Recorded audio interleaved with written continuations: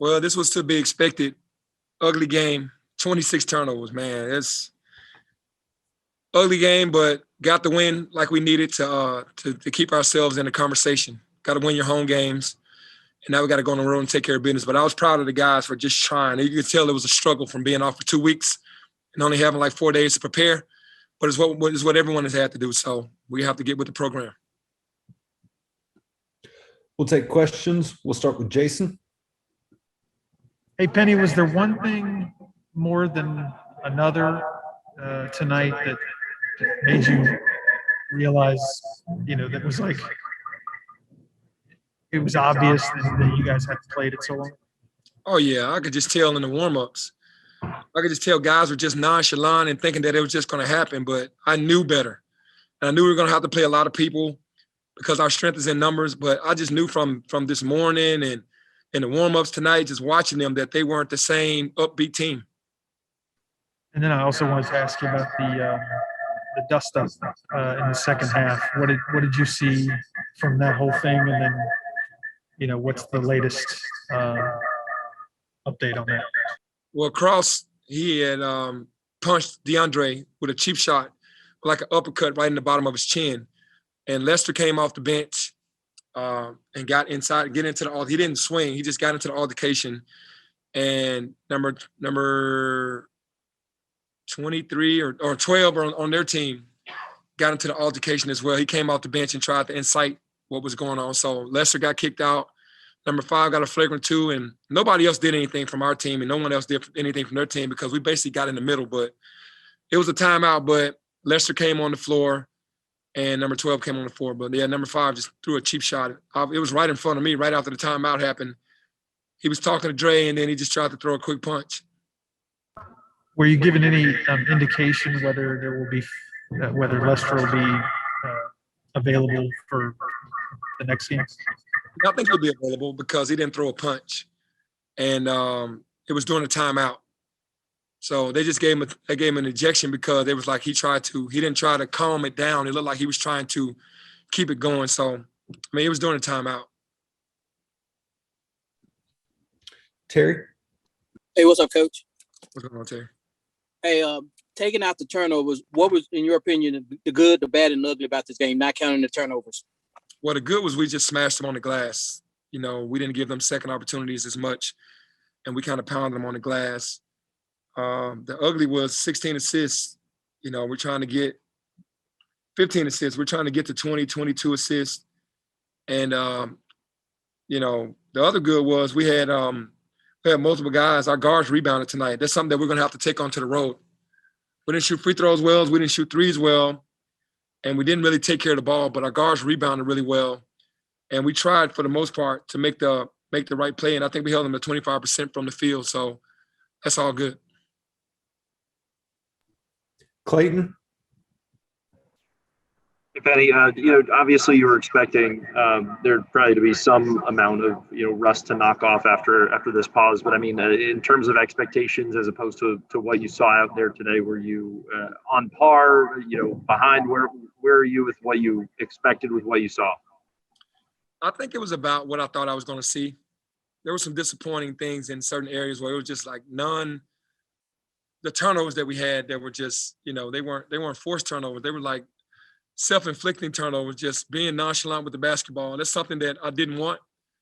I knew that they would be exhausted, they'd be winded, and I'd have to sub a lot.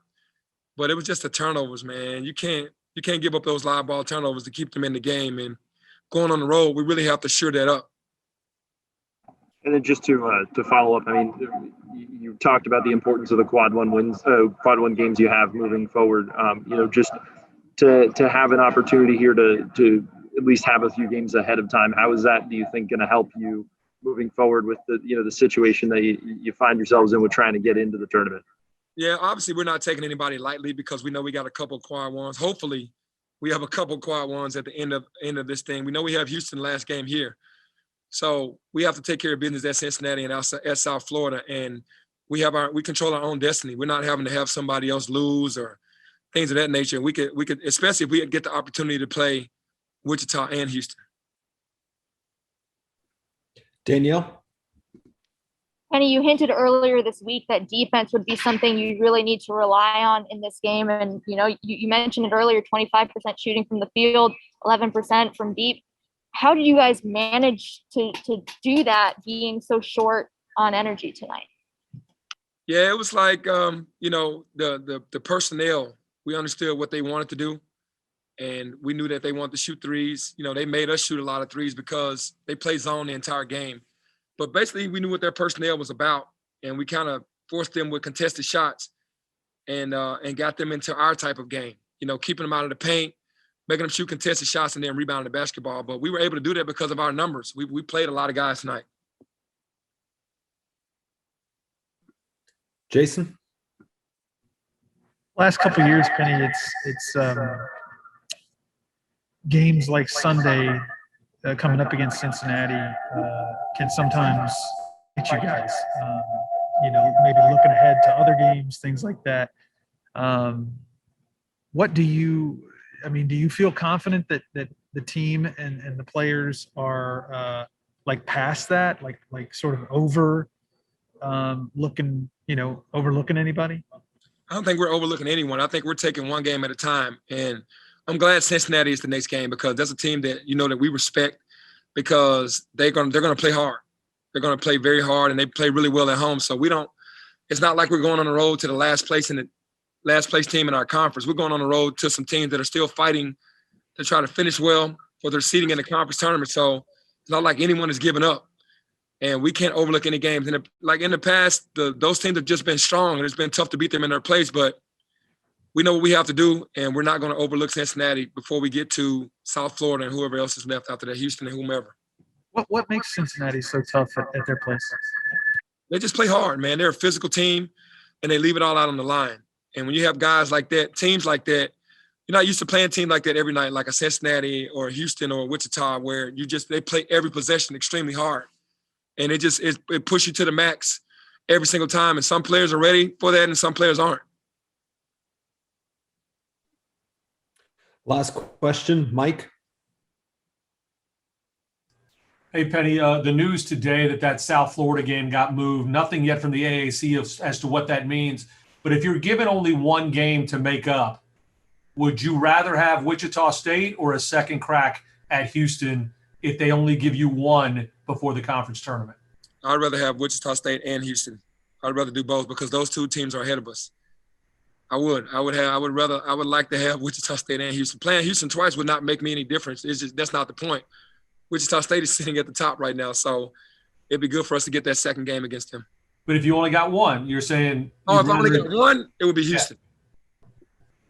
It would be Houston. They're ranked.